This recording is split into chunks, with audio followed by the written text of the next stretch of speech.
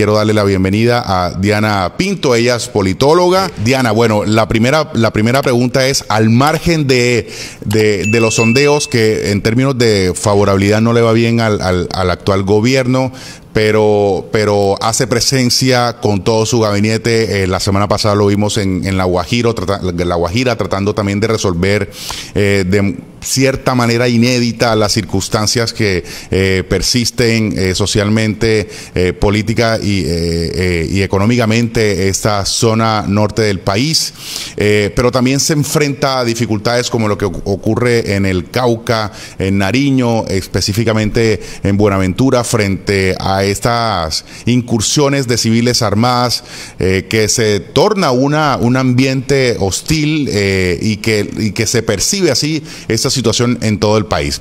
¿Usted cómo, digamos, a poco de cumplirse un año de mandato del presidente Petro, cómo va evaluando esta gestión?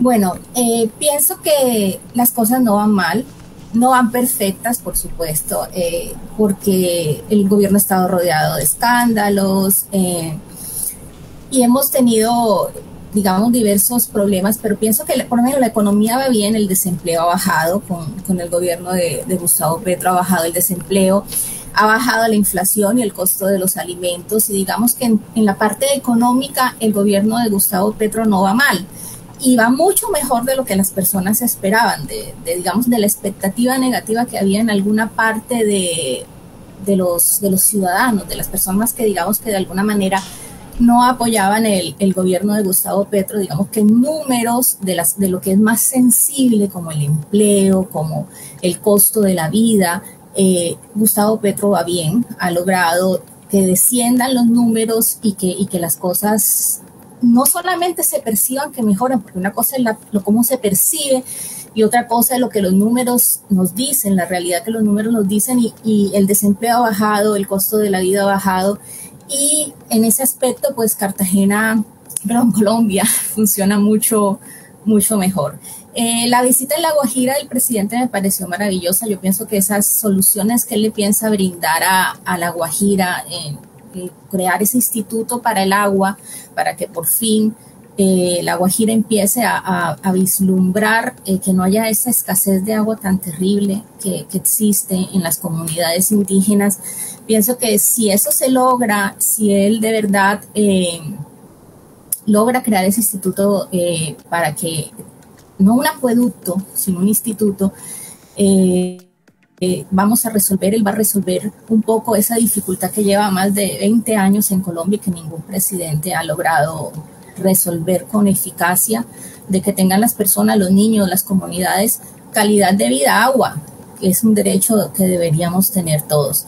Este fin de semana estuvo bastante difícil en Buenaventura, sí. El gobernador de Chocó se manifestó sobre las incursiones armadas. Pienso que es un tema álgido porque el tema de la paz no ha sido fácil para ningún gobierno. Si nos vamos a las cifras, en el gobierno anterior, en el de Duque, las masacres y fueron muchísimo más de lo que va en este tiempo. Estamos en paz, ni se han logrado las expectativas que muchos esperábamos en números relacionados con la paz. Pero al hacer un comparativo de el gobierno anterior o de gobiernos anteriores y los números ahora, no estamos peor, pero tampoco deberíamos estar mejor. O sea, como esperábamos que se viera el conflicto armado en este momento. Entonces, pues pienso que ahí hay una debilidad. El tema de la paz total no se está dando como creo que el mismo presidente espera o esperaba y como los ciudadanos esperábamos que ocurriera. Pero también pienso que al ser una implementación de políticas nuevas, quizás están en un proceso de ajuste, le falta mejorar muchísimos aspectos y ese es un punto clave que está tocando muy duro las comunidades que más lo apoyaron, como Cauca, Chocó, el sur del país que están abandonados, y pienso que ahí Gustavo Petro tiene que ponerse las pilas. En el pasado gobierno, ya que usted trae a colación datos de gobiernos pasados, en el primer año del presidente Duque, del expresidente ya hoy Duque, se hablaba de el año de aprendizaje, se acuñó esa frase. ¿Esta también equivale para este primer año del presidente Petro? No, yo nunca he estado de acuerdo con ese año de aprendizaje ni para ningún presidente, ni para Duque, ni para Petro, ni para ninguno. Yo pienso que los presidentes no están ahí para aprender. Cuando uno los elige es porque ellos ya saben el gobierno, el país que van a gobernar. Entonces ya ellos conocen o deberían conocer los problemas que tiene el país que van a gobernar, porque para eso se supone que hacen un plan de desarrollo y deberían conocer todo eso y ya deben llegar en su mente planeado, tener un plan de cómo van a solucionar los principales problemas que detectaron y que además le prometieron a los ciudadanos que iban a empezar a solucionar. Entonces, para mí no existe un año de aprendizaje. Tal vez yo lo llamaría no aprendizaje, sino un año de ajustes. Y ajustes es distinto a aprender.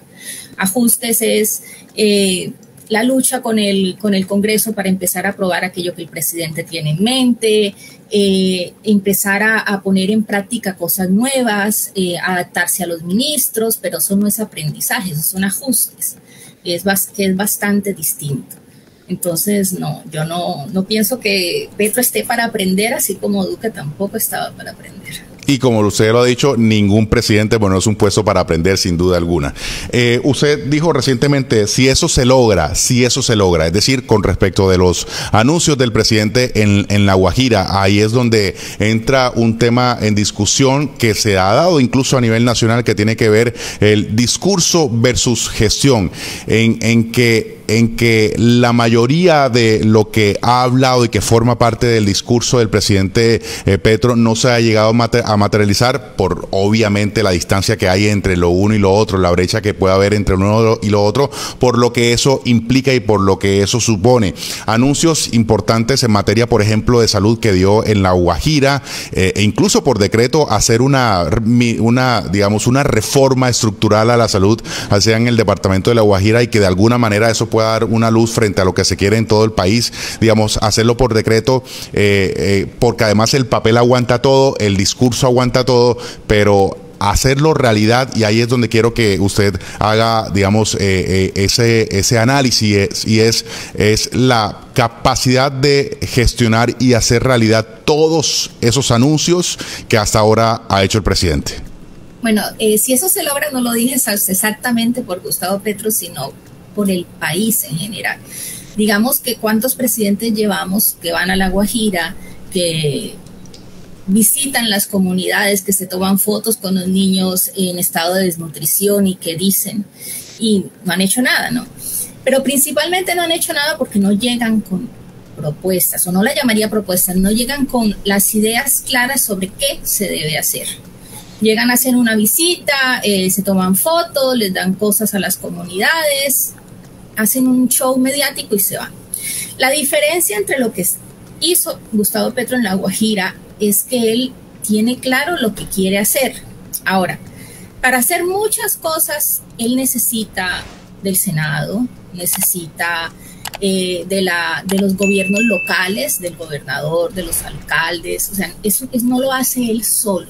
Entonces ahí es cuando ocurren, que a veces él no es un dictador, es decir, para hacer muchas de las cosas que necesita hacer, requiere de que se trabaje en equipo desde las distintas niveles del gobierno.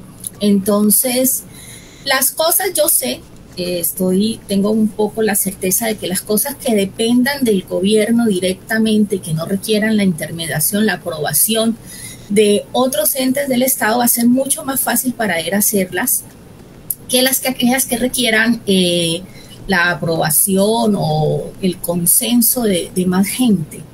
Porque desafortunadamente la corrupción, no sé, la mala voluntad, el desinterés por aquellos ciudadanos que pertenecen a comunidades étnicas en Colombia, tristemente hay un desamparo por parte tanto de los gobiernos nacionales como de los gobiernos locales. Uh-huh. Entonces, No es fácil lo que va a hacer Gustavo Petro, pero pienso que sí, que la Guajira requiere una reforma en salud, porque los niños se mueren por desnutrición. Es decir, las cifras no se pueden ocultar, allá las cosas no están funcionando bien.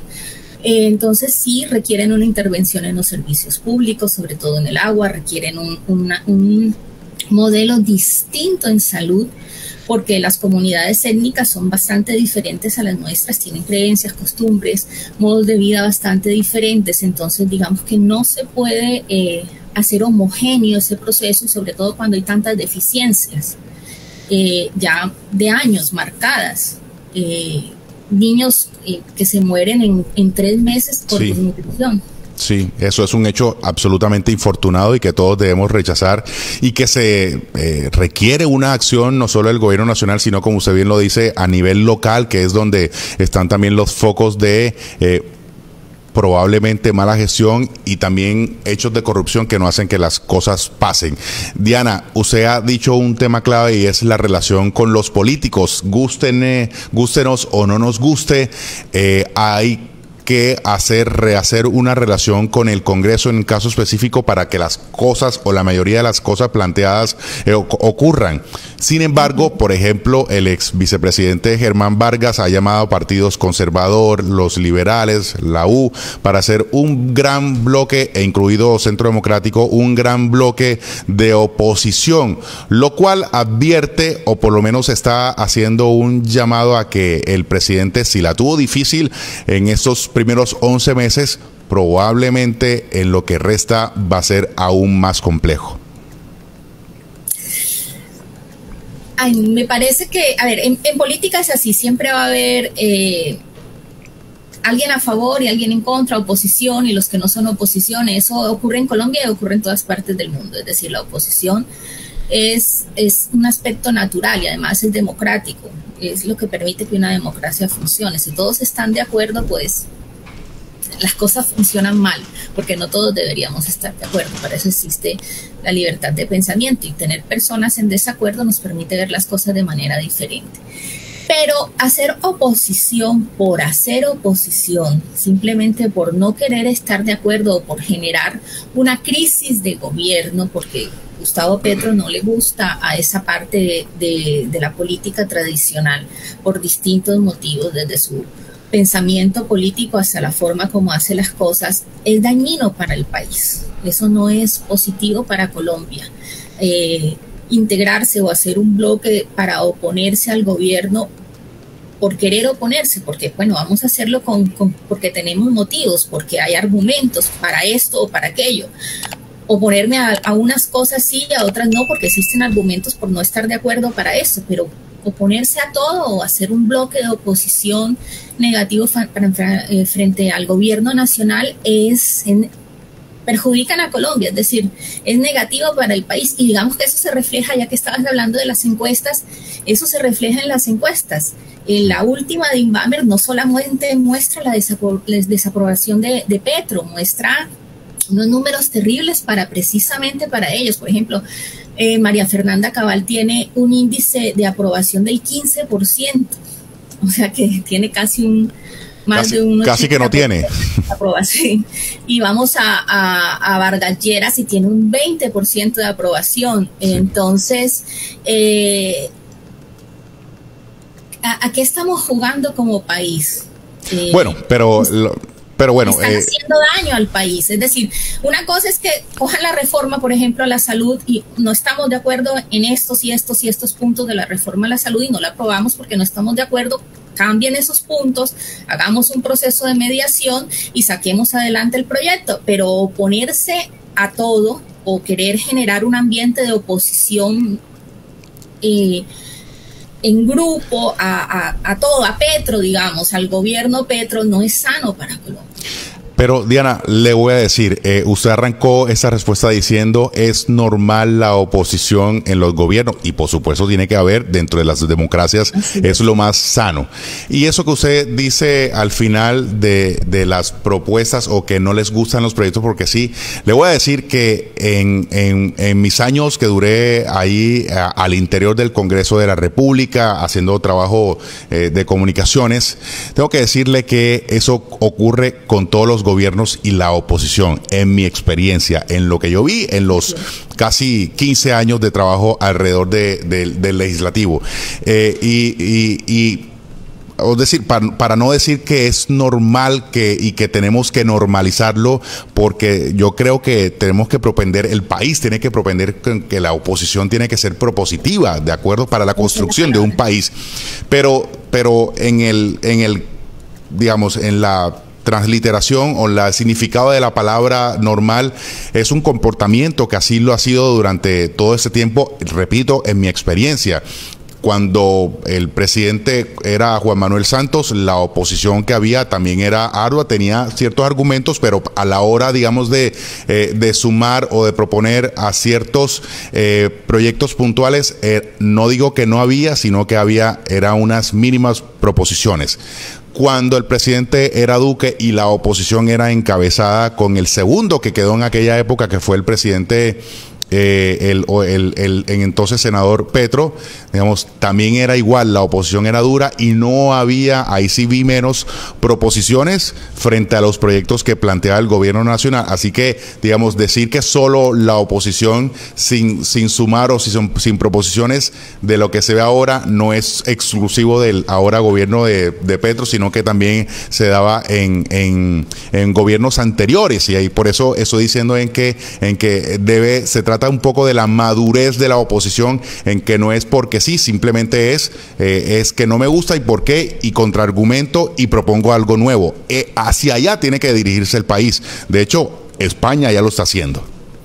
Así es, pero yo no percibo que los líderes de la oposición actual sean propositivos. Si nosotros vemos, por ejemplo, quién maneja el discurso de la oposición en redes y en medios y a los que entrevistan constantemente, vemos un aparte de las bodegas, no sé quién más.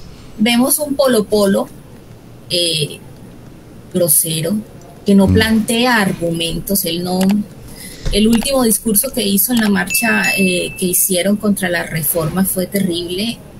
Decía que hay que aquietar al presidente si no lo aquietamos. O sea, un discurso ofensivo, agresivo. Yo pienso que él tuvo la oportunidad de ponerse de pie y decir, pues no vamos a poder, estamos marchando y no vamos a aprobar no estamos de acuerdo con estas reformas por esto y por aquello. Pero si buscan el discurso, eso no es oposición propositiva, jamás. Sí, total, no lo es. Y si vemos a María Fernanda Cabal, por ejemplo, que es la otra líder de la oposición, o la cabeza, la que más prensa, medios y redes moja, ella es igual. Sí, entonces existe, por supuesto que existe una oposición inteligente, propositiva, pensante, pero no es la que acapara los titulares, las redes ni el discurso.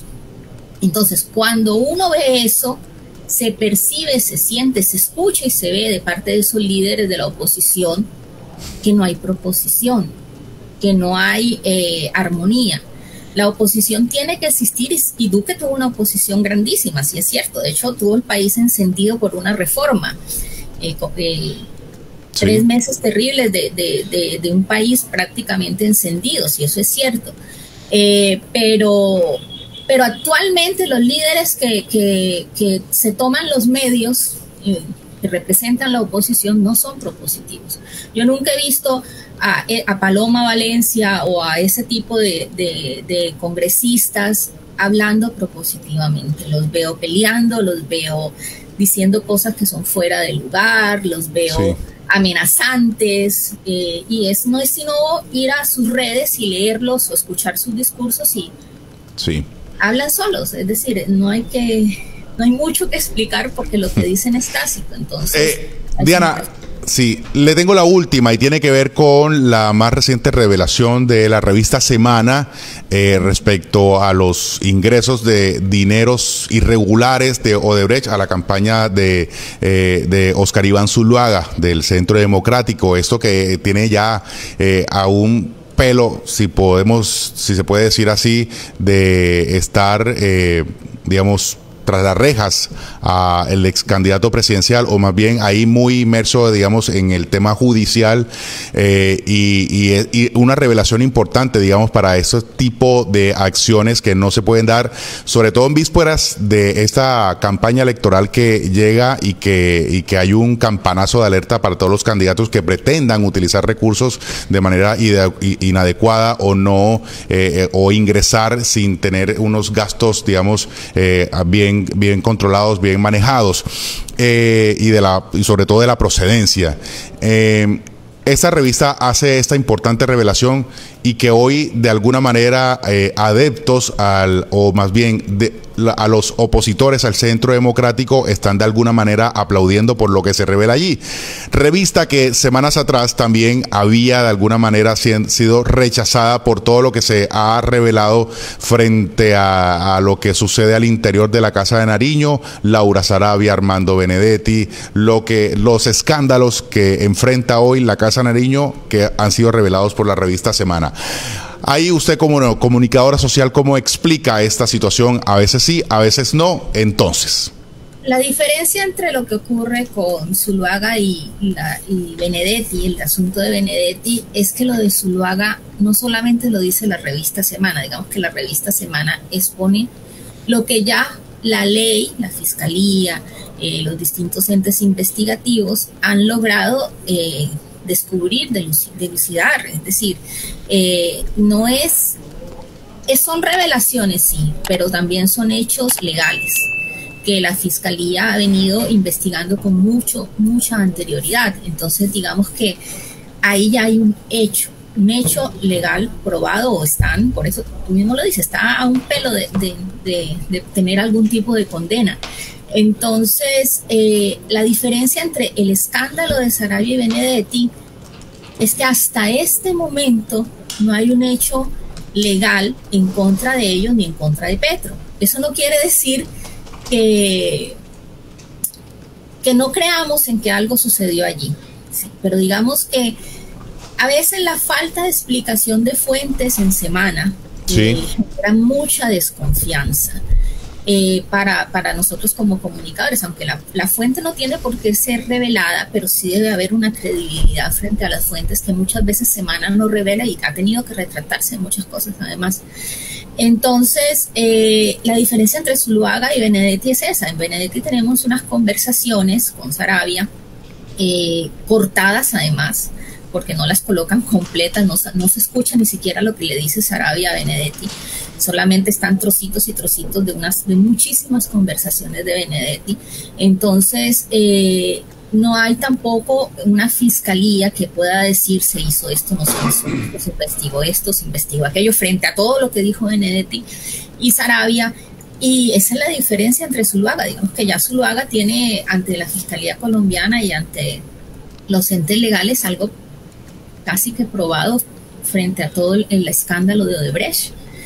Y ahí estamos hablando de un hecho cierto, ya legalmente probado.